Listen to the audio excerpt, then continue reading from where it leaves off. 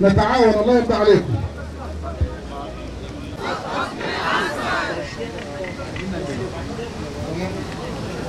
Tekbir! Tekbir! Bismillahirrahmanirrahim. Kıymetli Müslümanlar, değerli basın mensupları, Mısır'da gerçekleştirilen kanlı darbenin yıl dönümündeyiz. Şunu bir kez daha hatırlamış olalım. Binlerce kardeşimiz meydanlarda katledildi. Euzu billahi mineşşeytanirracim. Bismillahirrahmanirrahim. Tasim mim. Tilke ayatul kitabil mubin. نتلو عليك من نبأ موسى وفرعون بالحق لقوم يؤمنون. وقف الجيش ويا الداخلية فضوا النهضة والعدوية يوم هدفنا بأعلى الصوت الحرية يا إما نموت. Değerli kardeşlerim, maalesef bugün Mısır'da 12 sene önce gerçekleştirilen kanlı bir darbenin yıl dönümünde bulunuyoruz. Ve bu kanlı darbe bütün dünyanın gözü önünde Orta Doğu'da Kahire gibi bir başkentte Rabia Meydanı'nda günler, haftalar süren bir zaman dilimi içerisinde bizzat Mısır ordusu tarafından, Mısır istihbaratı ve polisi tarafından Kahire'de bütün Mısır'ın dört bir köşesinde Mısır'ın meşru seçilmiş Cumhurbaşkanına bir darbe yapılmasını, askeri darbe yapılma girişimini protesto eden kardeşlerimizin katledildiği bir zaman diliminde burada toplandık.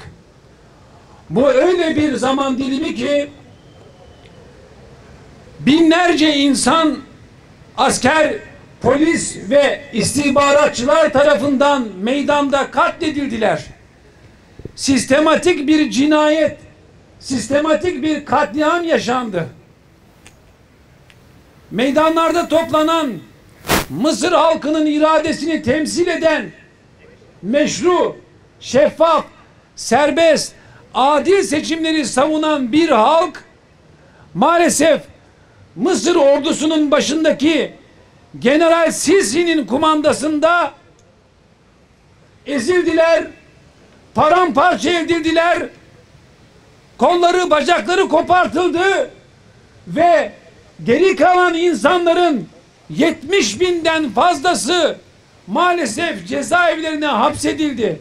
Bu darbeyle binlerce insanın cenazesi Mısır meydanlarına serilirken on binlerce insan cezaevine hapsedildi ve uyduruk mahkemelerde bu insanlara vatana ihanet suçlaması gibi garip suçlamalar, çirkin suçlamalar isnat edildi. Öyle ki Mısır tarihinin tek meşru seçilmiş Cumhurbaşkanı Muhammed Mursi cezaevinde maruz kaldığı işkenceler sebebiyle hayatını kaybetti. İnşallah şehit oldu. Ve bugün bu durumda İhvan-ı Müslümin'in genel mürşidi Muhammed Elbedi başta olmak üzere, Muhammed Bilteci başta olmak üzere İhvan-ı Müslümin'in, Mısır halkının öncüleri cezaevlerinde türlü işkencelere maruz kalmakta. En temel sağlık, sıhhat, tedavi ihtiyaçlarından mahrum bırakılmakta. Aile ziyaretleri engellenmekte.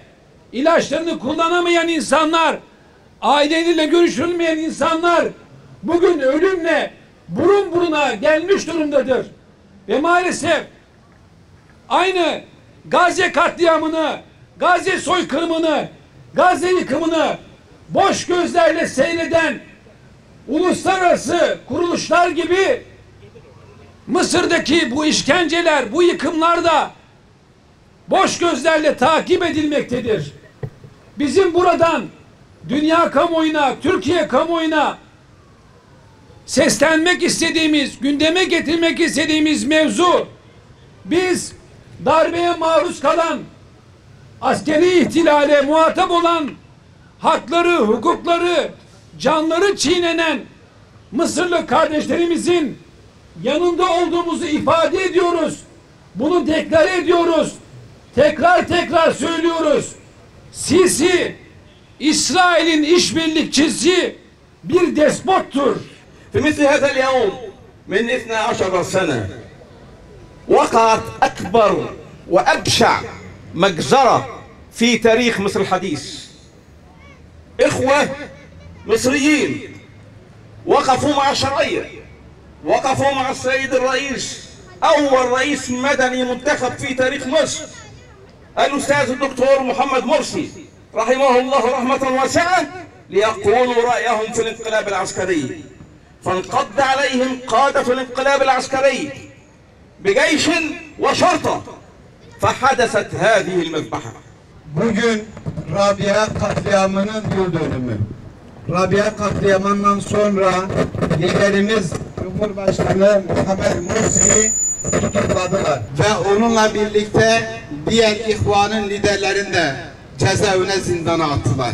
سقط في هذا اليوم الآلاف بين قتيل وجريح، أكثر من 1000 قتيل، منهم 22 سيدة، 29 من الأطفال، واعتقل أكثر من 1000 من المتواجدين في هذا الاعتصام. ما ذنبهم؟ ماذا فعلوا حتى يعاملوا هذه المعاملة من جيش بلادهم ومن شرطة وطنهم ومن هؤلاء القادة المنقلبون على رئيس الدولة؟ Yapılan katliamda 23.000 kadın, 12.000 çocuk ve binlerce insan şehit edildi. Kim şehit etti? Bunu sözde Mısır'ı yöneten askerler ve darbeyle inkılap yapan, darbe yapan zalim Sisi ve askerleri. هؤلاء القادة العسكر الذين فعلوا هذه المجزرة منذ 12 سنة هم الذين يغلقون معبر رفح اليوم، هم الذين يمنعون الطعام والشراب عن إخواننا في غزة وفي فلسطين، هم الذين عقدوا صفقة الغاز مع الكيان الصهيوني ب35 مليار دولار، هم الذين يوصلون الدقيق والخضروات والفواكه إلى الشعب الصهيوني على أرض الكيان.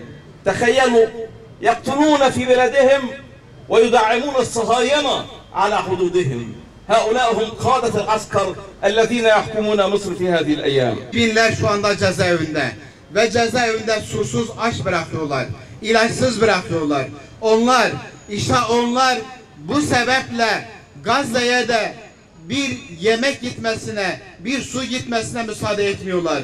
Ancak onlar Siyonistlere milyarlarca doları hibe ederler, hediye ederler ve onların gazını vesairesini kendileri verirler. اليوم هؤلاء العسكر أضاعوا البلاد وأضاعوا العباد.